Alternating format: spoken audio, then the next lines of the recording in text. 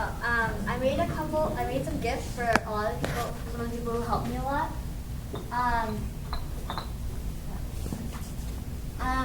When I call your names, please come up to receive this. First, I would like to invite Gola.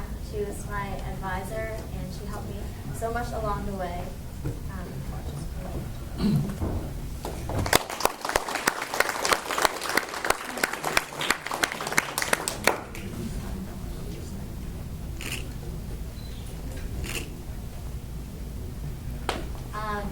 Next, I would like to invite Junbao, please.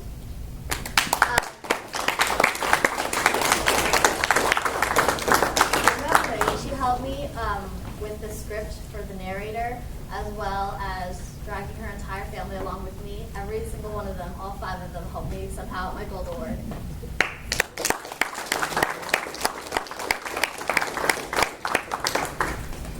Next, I would like to invite Nicole. She helped, along with me, coordinate the food reception at the end of the show. V, please come.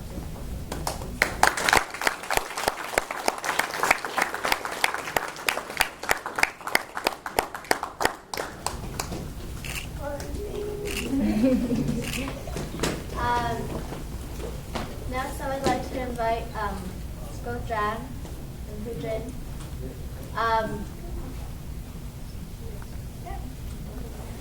Go Jan, she was always there for every single one of my practices.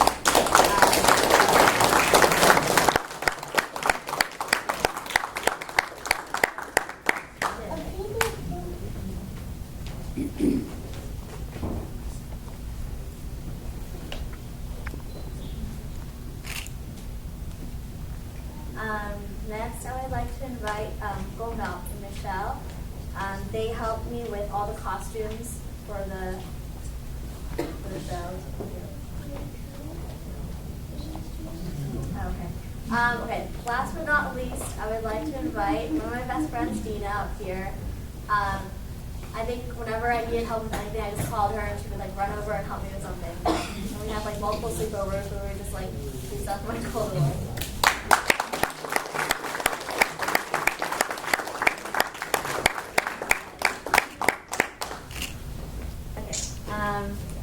And lastly, I have a not really short speech, but I have a speech that I wrote up.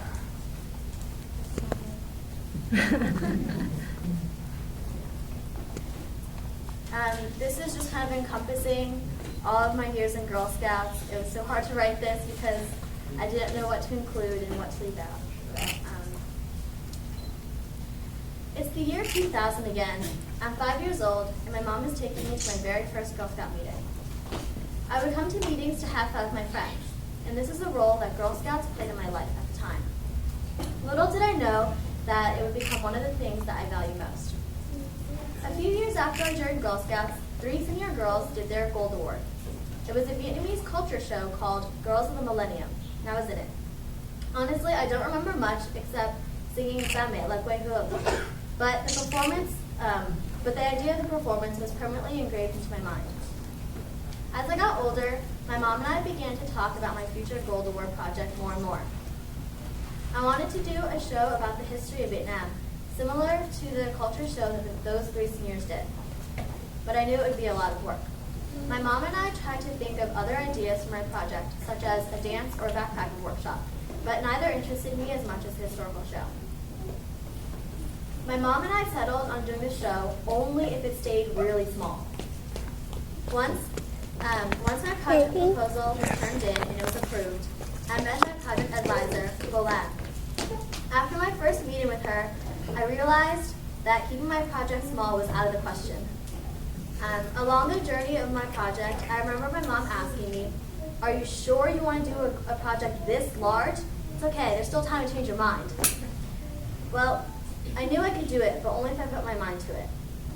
So once we booked the venue at Nova, I had a deadline. Everything had to be done by October 22nd. As the date approached, I heard my mom's question more often. "Are you sure you want to do your project this large? It's not too late to change your mind." I probably heard this question the day before, actually.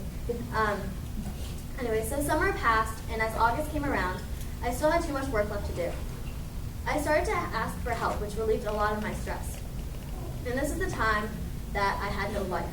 I was determined to doing this project. Once school started, my friends would see me walking around the hallways carrying around a pink clipboard, frantically scrawling something down on it. When you're so focused on something, it just sucks you in. It's constantly on your mind and it overcomes your life. I think this worried my mom a bit because she's never seen me so dedicated in anything Girl Scout related. And even though I worked really diligently, many times I just wanted to give up and change my project or to push the date back farther.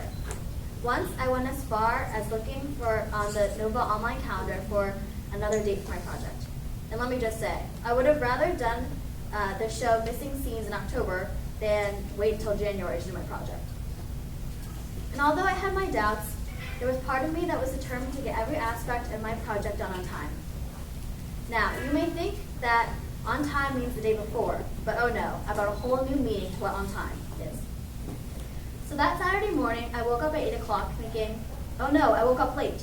Yeah, I know, 8 o'clock on a Saturday should not be defined as late for a typical teenager.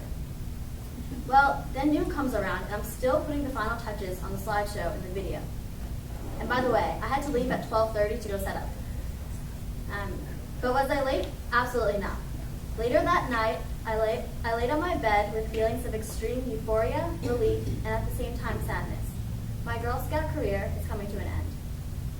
Girl Scouts has widened my network and given me so many friends. It's taught me to become a better person, leader, follower, daughter, sister, and friend. I know this is cliche, but I truly would not be the person standing in front of you today if I were not in Girl Scouts. Now, I wish I was that 5-year-old girl walking into her first Girl Scout meeting. I want to relive all those life-changing experiences. And I know I will always be a Girl Scout.